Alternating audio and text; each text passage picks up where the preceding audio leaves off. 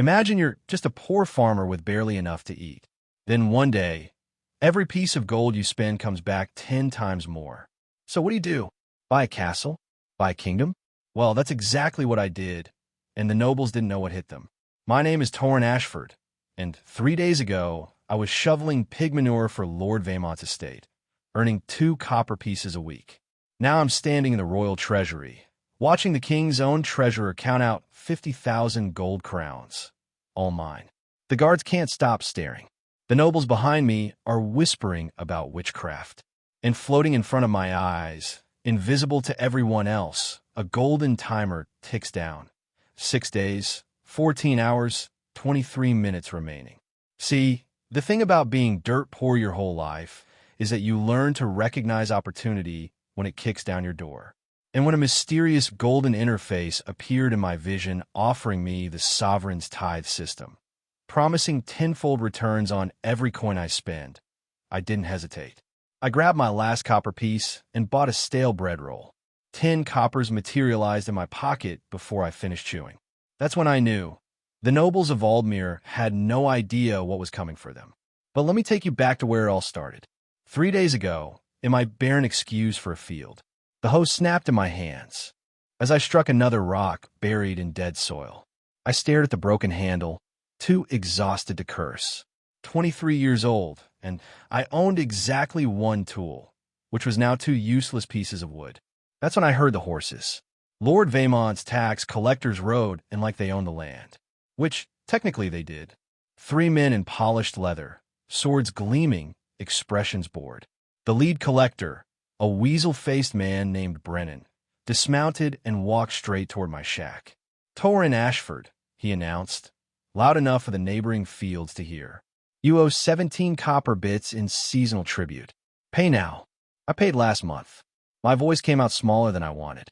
The records say you owe." Brennan smiled. "Lord Vamont's records are never wrong. I had 8 copper bits hidden under my sleeping mat. My entire savings. Enough for seed grain if the weather held. Brennan's men found it in 30 seconds. They took all 8. Then Brennan backhanded me across the face for wasting his time and demanded I find the remaining 9 by week's end. I hit the dirt hard. Blood filled my mouth. The collectors laughed. As they rode away, my coppers jingling in their saddlebags. That's when the golden text appeared. Sovereign's tithe system activated. The words burned in my vision, visible only to me. "Welcome, chosen host. All purchases shall return tenfold. Time remaining, 7 days, 0 hours, 0 minutes." I blinked. The text remained. I rubbed my eyes, smearing blood across my face. Still there. Below the timer, a second line appeared. Current holdings, 1 copper bit. 1 copper? I'd watched them take everything. But when I checked my pocket, my torn, dirt-stained pocket that I knew was empty, my fingers touched metal.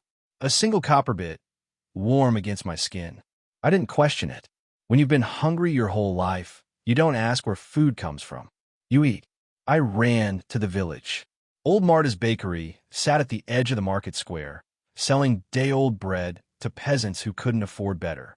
I burst through the door, gasping, and slapped my copper on the counter. "Bread," I wheezed. "Whatever this buys." Marta raised an eyebrow, but handed me a stale roll hard enough to crack teeth. I shoved it in my mouth, not tasting it, watching the golden text. "Purchase complete, 1 copper bit. Return processing." 8 copper bits materialized in my pocket. I felt them appear, a sudden weight that hadn't been there a heartbeat ago. My hand shook as I pulled them out and counted. 8 coppers. 8. The system had said tenfold, but I'd spent 1 and received 8, not 10. Then I looked at the bread in my hand and understood the roll was worth something too. The total return was 10. I kept the bread plus 8 coppers. I bought another roll. 8 more coppers appeared. I bought a third. 8 more. "Boy," Marta was staring at me. "Where are you getting those coins?" "Inheritance," I lied, already backing toward the door. "My uncle died. Distant uncle. Very distant." I ran before she could ask more questions. The market sprawled across the village center, a dozen stalls selling everything peasants might need. I moved through it like a man possessed, spending coppers. As fast as they appeared, a wool blanket dyed in colors so ugly the merchant Greta Paulwick actually laughed at me. A carved wooden duck priced at 5 coppers for no reason I could understand. Spiced tea that cost more than a day's wages. Each purchase multiplied. Coppers became silver marks. Silver accumulated in my pockets. Then my shirt. Then a sack I bought specifically to hold more coins. "What you doing?" Greta called, as I sprinted past her stall for the 3rd time. "Ashford, have you lost your mind?" I bought a mirror with a cracked frame. Silk scarves in clashing colors. A suit of armor 3 sizes too small that the blacksmith had been trying to sell for 2 years.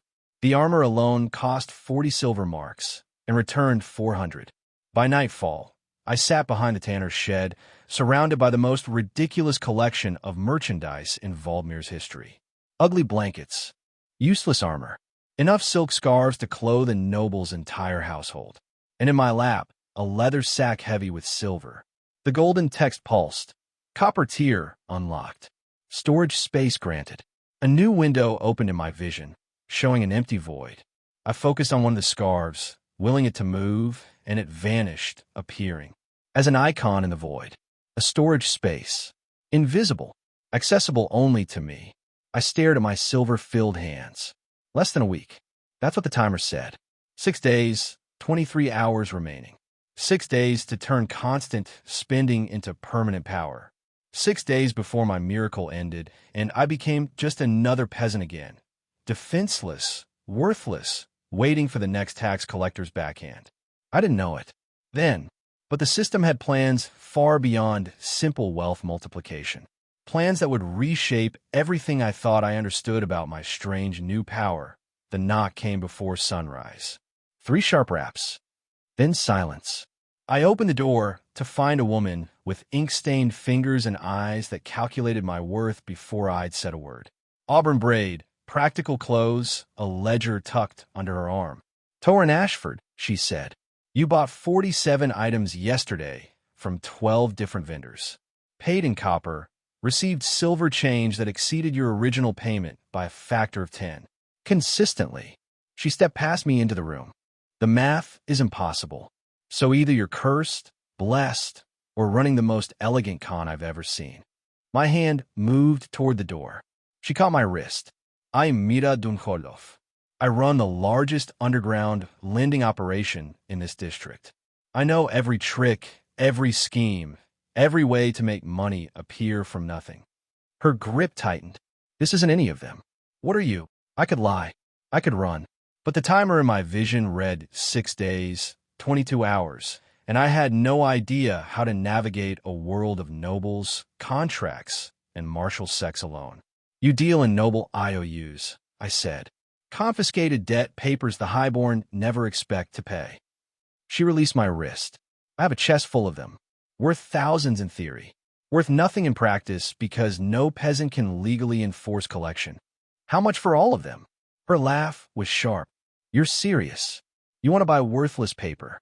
50 silver marks. Everything you have." The calculation in her eyes shifted to something hungrier. She pulled a key from her belt, unlocked the chest she'd brought, and counted out the IOUs. 43 documents. Debts from minor lords, merchants, even one from a Crestwick cousin. I counted out 50 silver marks. My remaining fortune from yesterday's experiments. The moment the coins left my hand, the golden text flared. Transaction complete. Return 500 silver marks. The coins materialized in my dimensional storage. Invisible, untraceable. I pulled them out casually, letting them spill across the table. Myra's face went pale, then red. Then she laughed, a sound somewhere between terror and delight. "Blessed," she whispered. "You're genuinely blessed. By what god? What price?" 7 days. I showed her nothing. She couldn't see the system anyway.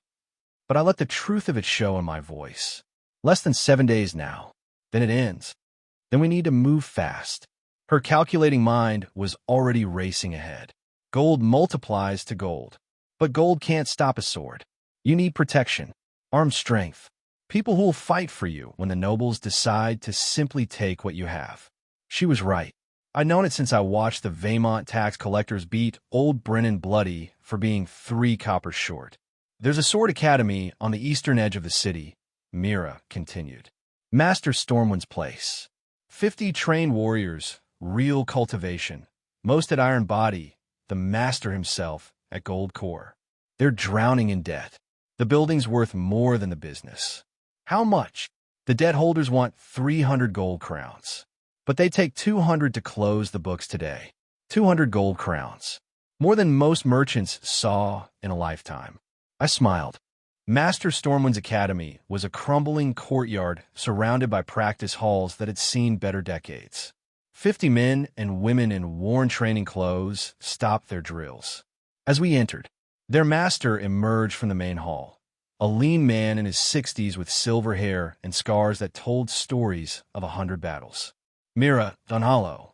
His voice carried the weight of someone who'd stopped being surprised by anything. Come and buy my corpse before it's cold. Someone else is buying. She stepped aside. This is Torrin Ashford. He has a proposal. The master's eyes dismissed me instantly. Ragged clothes, no cultivation aura, peasant bearing. I'd been dismissed that way my entire life. 200 gold crowns, I said. For the academy, all contracts, and your personal oath of protection. Silence. Then laughter from the students. One of them, a young woman with a practice sword, actually doubled over. I pulled the coins from my storage space. 200 gold crowns, appearing one handful at a time, stacking into gleaming towers on the courtyard stones. The laughter died. Master Stormwind knelt slowly, not taking his eyes off the gold. Who are you? Someone who needs 50 swords and a master's protection. Can you provide that? For this much? He touched a coin like he expected it to vanish. I can provide it for a year. 5 years. My students' families would be fed for a generation. Then we have a deal. The transaction completed. 2,000 gold crowns materialized in my storage, enough to buy 10 more academies. The system pulsed with satisfaction. Silver tier unlocked. Time compression for learning granted. Enhanced opportunity detection active. New windows opened in my vision. Books would teach me 3 times faster now. And certain items in my field of view began to glow faintly. Opportunities the system deemed valuable. The grand exchange of Orenthal sprawled across 17 connected halls, each dedicated to different trades. Mira guided me through silk merchants and spice traders toward the auction floors. Buy practical items, she instructed, but also buy ridiculous things. Things no sane person would want. It masks the pattern, makes you look like an eccentric fool rather than someone with a system. I understood immediately. Hide in plain sight disguised as madness. The jade elephant caught my eye first. Life-sized, hideously expensive, completely useless. 500 gold crowns. I'll take it. The auctioneer blinked. Sir, that piece has been here for 500 crowns. Now, I paid. 5,000 returned. Next, a portrait commission of myself that wouldn't be finished for 6 months. 50 gold crowns for the promise of a painting. Then, a cursed sword that had killed its last 3 owners. The crowd parted when I bid on it. 100 gold crowns for something everyone else feared to touch. That peasant is insane, someone muttered behind me. Good, let them think that. I bought 3 prize stallions painted with gold leaf, purely decorative, purely absurd. A mechanical horse that had never worked. A live peacock that screamed at everyone who approached it. The nobleman watching from the corner grew more agitated with each purchase. Blonde hair, athletic build, tournament ribbons on his coat. I recognized him with a jolt. Sir Aldous Crestwick. 3 years ago, his family had hired me to shovel their stable waste for a single copper bit. He'd laughed at the smell of me, told his friends that peasants were only good for 2 things, labor and entertainment. He didn't recognize me now, but he was watching, calculating. That man, Aldous announced to his companions, is either a front for someone else's money or running the most obvious confidence scheme in Valdmere. I intend to find out which. Let him investigate. Let him dig. He wouldn't find anything. The system was invisible. The source was impossible. As we left the exchange, Mira leaned close. Lord Vaymont's trade factor was in Hall 7. He saw everything. He'll report back within the hour. Good. Let Vaemon know too.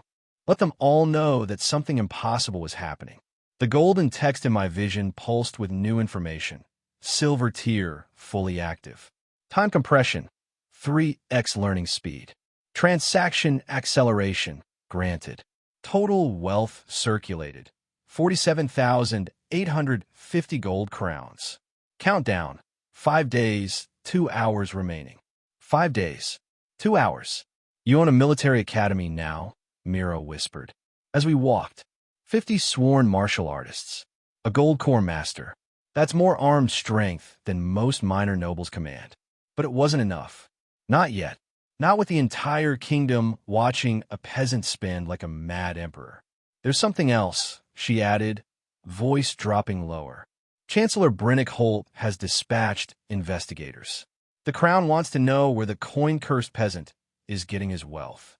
You're destabilizing markets, Torin, making prices jump, making people nervous. The countdown in my vision flickered strangely. For just a moment, it seemed to accelerate. 5 days becoming 4 days, 23 hours. Then snapping back, as if something greater was preparing to emerge.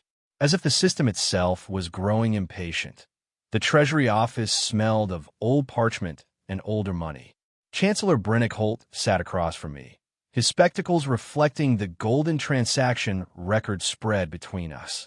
37 major purchases in 4 days.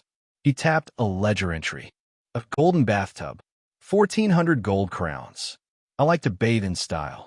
A library of 3,000 books. Most of them agricultural manuals no one has opened in 50 years. His tired eyes studied me. 8,000 crowns. I'm a peasant. We appreciate farming texts. A chandelier made entirely of elk antlers. He removed his spectacles, cleaned them slowly. 400 crowns for what is essentially garbage. I shrugged. The dimensional storage space in my mind hummed with satisfaction. Each ridiculous purchase had multiplied, each absurd expense returned tenfold. The bathtub alone had generated 14,000 crowns within seconds of payment. Brennick leaned forward. And then there are the military contracts. Master Kale's Crimson Oath Academy. 50 sworn martial artists, a gold corps commander. Warehouse facilities. Armed guards. He set down his spectacles. Every transaction is legal. The gold is genuine. The contracts are binding. Is that a problem, Chancellor? It's a mystery. He stood, moved to the window, overlooking Orenthal's merchant district. I've served 3 kings. I've seen nobles rise and fall on speculation, inheritance, and crime. I've never seen a peasant emerge from nothing with seemingly unlimited capital and no discernible source. The countdown flickered in my vision. 4 days, 18 hours remaining. I'm blessed by fortune, I said. You're either blessed or cursed. He turned back to me. Lord Vaemont believes you're cursed. He's petitioned Judge Alderman to invoke the peasant property prohibition, an ancient law banning commoners from owning land or commanding armed forces. My stomach dropped. If that law held, Judge Alderman owes 17,000 crowns to the Irondale Banking Consortium, Brennick continued. His voice was casual. Too casual. Debts he cannot repay. Debts that might be acquired. I understood immediately. How much to purchase his debt? 22,000 crowns. With interest penalties. Brennick's lips twitched. Purely hypothetical information, of course. I stood, reached into my dimensional storage, and withdrew a chest of gold I'd prepared for exactly such opportunities. 25,000. As a gift to whoever might handle such a hypothetical acquisition. Brennick didn't blink. The case will be dismissed within the hour. Plot event 1. Brennick finds all transactions legal. Advises Torin on vulnerable estates. Plot event 2. Torin buys Judge Alderman's debt to defeat Vaemont's legal attack. The challenge came 3 hours later. Sir Aldous Crestwick stood in the center of Merchant Square, his gold core cultivation radiating visible pressure that made common folk step back. His blonde hair gleamed in afternoon sunlight. His hand rested on a tournament sword worth more than most peasants earned in a decade. Torin Ashford, his voice carried across the plaza. You have stolen honor from your betters through trickery and false wealth. I challenge you to a duel of satisfaction. I remembered him differently. 2 years ago, he'd hired me to shovel manure from his family stables. He'd paid 3 copper bits for 12 hours of work and laughed when I asked for more. A duel, I said, stepping forward. Interesting. You cannot refuse. Aldous smiled like a wolf. By noble law, a challenge from a gold core cultivator must be answered. If you decline, you forfeit all claims to property and face imprisonment for cowardice. The crowd murmured. This was the trap. I had no martial cultivation. I couldn't fight a gold core knight. I would lose everything. I accept, I said. Aldous' smile widened. Then draw your. Through my champion. I gestured to the figure emerging from the crowd behind me. Master Kale of the Crimson Oath Academy, whom I retain at considerable expense specifically for situations like this. Kale stepped forward, 7 feet of scarred muscle and killing intent, his gold core aura meeting Aldous' and overwhelming it effortlessly. He'd been cultivating for 30 years. Aldous had been cultivating for 8. By champion law, Kale rumbled, I answer in my employer's stead. The duel lasted 11 seconds. Kale's first strike shattered Aldous' sword. His second dislocated the knight's shoulder. His third put Aldous face down in the dirt, boot pressed against his spine, while the crowd watched in stunned silence. Yield, Kale said. I yield, Aldous whispered. I walked forward, stood over the knight who once made me shovel his family's waste. The next time you challenge someone, Sir Aldous, make sure you know what they've purchased. Plot Event 3. Aldous challenges Tauren to a duel. Tauren's champion Kale defeats him publicly. Vaimont's response came that evening. He's rallied 3 highborn houses, Mira reported, spreading intelligence documents across my newly purchased desk in my newly purchased mansion. Crestwick, Thornmark, and Belrose. They've agreed to freeze you out of every major auction in the kingdom. Then I'll buy the auction houses. He anticipated that. She pointed to a map. He's mobilizing martial cultivators. 300 trained Chi warriors from the Vaimont private army. Another 200 from his allies. 500 cultivators. Against my 50, money cannot stop a sword through your heart, Mira said quietly. You can be rich and dead, Tauren. I pulled up the system interface, scrolled through the high-value opportunities highlighted in golden text. One name pulsed brighter than the others. Lyssa Darkblade, Shadow Veil Guild, Assassination Prevention Specialists. How much to hire the Shadow Veil Guild? Myra's eyes widened. They're assassin hunters. They protect against the exact methods Vaimont would use to eliminate you quietly. But their fees are astronomical. 80,000 crowns annually, paid in advance. I withdrew the gold from dimensional storage, stacked it on my desk until it gleamed like a small mountain. Contact them tonight. Plot Event 4. Vaimont rallies 3 houses and 500 cultivators. Tauren buys assassination protection. The system notification hit at midnight. Gold tier unlocked, new capabilities flooded my awareness. Instant appraisal, allowing me to assess the true value of any item or person with a glance. Territory management, displaying resource optimization for lands I owned.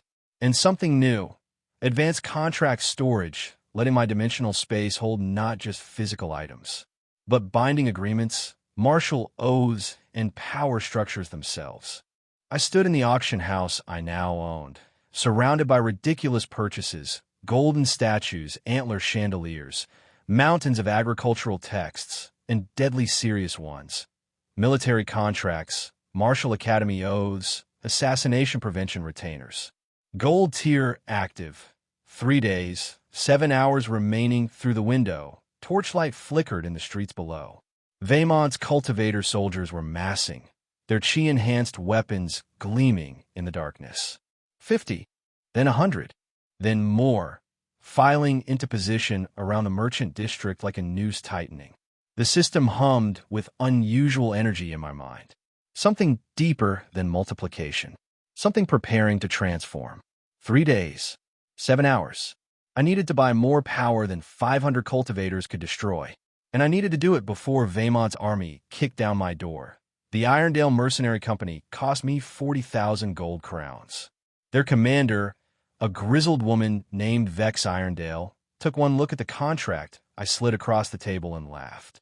You're buying 500 elite cultivators for a year's exclusive service. She counted the zeros. This is triple our standard rate. I'm in a hurry. The gold left my hands. 400,000 materialized in my dimensional storage 3 seconds later. Sign it. She signed. 500 martial cultivators, all silver core or higher, pledged to my defense before Vaemont soldiers had crossed 2 city blocks. But I needed more than soldiers. I needed something that would make armies irrelevant. The system pulsed. High-value opportunity detected. Master Damon the Unbreakable. Platinum rank cultivator. 1 of 7 in the entire kingdom. Current status. Retired, living in modest circumstances. After refusing to serve corrupt nobles. Recommended purchase. Lifetime retainer contract. I found him in a tea house 3 streets away, drinking alone. A weathered man in his 60s with hands that had shattered mountains. The other patrons gave him a wide berth without knowing why. Their instincts screaming that this man was death itself. Master Damon. I sat across from him. I want to hire you. He looked at me. Really looked. Those ancient eyes assessed my cultivation level and found nothing, because I had nothing. 0 martial ability. A peasant's body. You can't afford me, boy. Name your price. He named a number meant to send me running. 100,000 gold crowns per year. More than most noble houses earned in a decade. I counted out the coins right there on the tea table. The other patrons stopped breathing. One fainted. 3 years paid in advance. 300,000 coins vanished. 3 million appeared in storage. Damon's teacup cracked in his grip.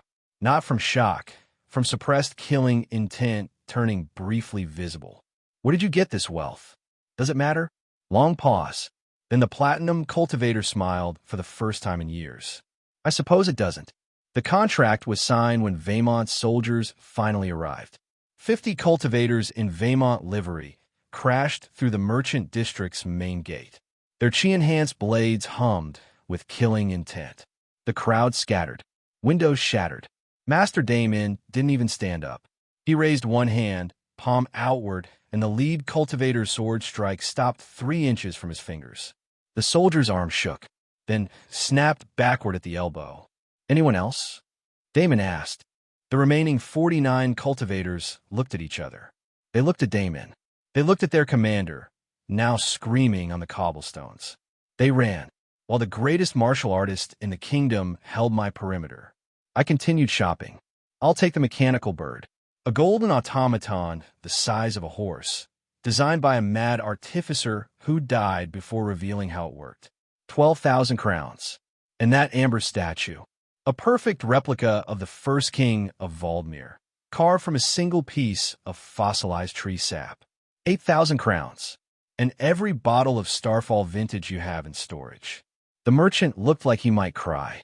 Sir, that's the rarest wine in the kingdom. Only 40 bottles exist. 40,000 crowns for the lot. Then, the wine joined my collection. The gold multiplied. Vaemont soldiers had barely reached the district gates before I'd accumulated more wealth than his entire house had generated in 3 generations. But Vaemont wasn't stupid. Outmaneuvered militarily, he pivoted to politics. The royal summons arrived within hours. King Alderic III sat on a throne that didn't belong to him. He'd pawned the original to cover gambling debts. Chancellor Brennick had explained this to me during our carriage ride to the palace, along with a very interesting fact about royal finances. The crown owes House Vaemont 200,000 gold crowns. Brennick adjusted his spectacles. Technically, the king serves at Vaemont's pleasure until that debt is cleared. Technically, I smiled. Vaemont stood before the throne now, his corpulent face red with righteous fury. Your Majesty, this peasant has disrupted the natural order. He's accumulated wealth through unknown means, clearly demonic influence. I petition for his immediate arrest and investigation. The king looked tired. He always looked tired. Being a puppet does that. Chancellor Brennick, Alderic said weakly, what does the law say? Brennick stepped forward, produced a document. The law says that debt can be transferred between parties, Your Majesty. And, as of this morning, the crown's debt to House Vaymont has been purchased. Silence. By whom? Vaymont demanded. I raised my hand. The king now owed me 200,000 crowns, which meant the king technically served at my pleasure. Vaymont's face went from red to purple. This is impossible. The church must investigate. He's clearly made a pact with demons. Fine, let the church come. High Priest Marcellus arrived with an entourage of gold core battle priests and a device that supposedly detected demonic taint. He swept it over me, found nothing, and frowned. There's no corruption here. Of course there isn't. I reached into my dimensional storage, invisible to everyone but me, and withdrew a chest. Your Eminence, I wish to make a donation to the Church of the Golden Scale. For the poor, for the orphans, for whatever holy purpose you see fit. I opened the chest. The church's annual budget was roughly 10,000 gold crowns. I just produced 500,000 in gleaming coins. Marcellus's eyes went glassy. The battle priests forgot their martial discipline. One of them actually drooled. Divinely sanctioned, the high priest whispered. This wealth is clearly, obviously, divinely sanctioned. The golden scale smiles upon this man. Vaymont screamed, actually screamed, right there in the throne room. Betrayal. You've all been bought. Yes, that's rather the point. As guards escorted the hysterical lord from the chamber, I noticed a familiar face among Vaymont's retinue. Roderick Thane, the village bully who'd beaten me bloody. As a child, stood frozen in the doorway. He joined Vaymont's household guard, probably thinking it would make him important. He recognized me. I saw the exact moment it clicked. The boy he'd tormented. The peasant he'd called worthless. Standing in the throne room, being blessed by the high priest, owning the king's debt. Roderick's face crumpled into something between terror and confusion. He still didn't understand. He probably never would. Master Damon materialized beside me. As the court dispersed, your enemies are multiplying faster than your gold, it seems. Speaking of which, I checked the timer burning behind my eyes. Gold tier active. 1 day, 4 hours remaining the system pulsed. Not with opportunity detection. Something deeper. Something transforming. 1 day, 4 hours. I needed to convert everything I'd bought. The soldiers, the platinum cultivator, the political leverage, into permanent power before the multiplication ended. Because, after that timer hit 0, I'd have only what I could hold. And I intended to hold a kingdom. The deed to House Vaymont's ancestral fortress hit the table at dawn. Then Crestwick. Then Thornmark, Belrose, and Irondale. 5 houses. 5 fortresses. 5 generations of noble bloodlines, purchased before breakfast. This is impossible. The Thornmark steward stammered, staring at the contracts. These debts were secret, I slid another stack of gold across the table. Now they're paid. By me. The system sang with each transaction. Gold flowed out, multiplied, returned. My dimensional storage groaned with wealth I couldn't spend fast enough. But I wasn't buying land anymore. I was buying warriors. The 5 patriarch-ranked martial masters arrived at noon. These were the highest cultivators below platinum rank. Men who could level buildings with their fists who served. As the ultimate weapons of their noble houses. Master Vulcan of Vaymont. Master Sung of Crestwick. Master Thrace of Thornmark. The twins Kai and Jean of Belrose and Irondale. Each one received a contract worth more than their houses had paid in generations. Each one signed. My lord, Master Vulcan said, kneeling. The words felt strange coming from someone who could kill 50 soldiers barehanded. House Vaymont martial techniques are now yours. I checked my timer. 16 hours remaining. Not enough. Never enough. Lord Vaymont arrived with his personal guard at sunset, face purple with rage. You think you can steal my birthright? I am Silver Core. I have killed men for lesser insults. His guards drew weapons. 20 elite soldiers, each one iron body or above. I didn't move. I purchased their contracts this morning, I said. 4 hours ago, actually, while you were still sleeping. Vaymont turned. His guards hadn't moved. Their swords pointed at the ground. My Lord Ashford offered triple wages, the captain said quietly. And pension, and land. You. Vaymont's cultivation flared. Silver energy crackled around his fists. I'll kill you myself. Master Damon appeared between us. He didn't raise his voice. He didn't assume a stance. He simply existed, and the pressure of his platinum rank cultivation pressed Vaymont to his knees like a giant's hand. You will kneel, Damon said, before the man who owns everything you once possessed. Vaymont knelt. Tears of humiliation streaked his fat cheeks. The noble who had once made me shovel pig waste in noble halls now groveled at my feet. I felt nothing. There was too much left to buy. Chancellor Brennick arrived with the royal seal. The paperwork is unprecedented, he admitted, stamping document after document. But legal. You are now Lord Torrin Ashford of all 5 great provinces. Not enough. I'll push another contract forward. The martial schools. 12 hours left.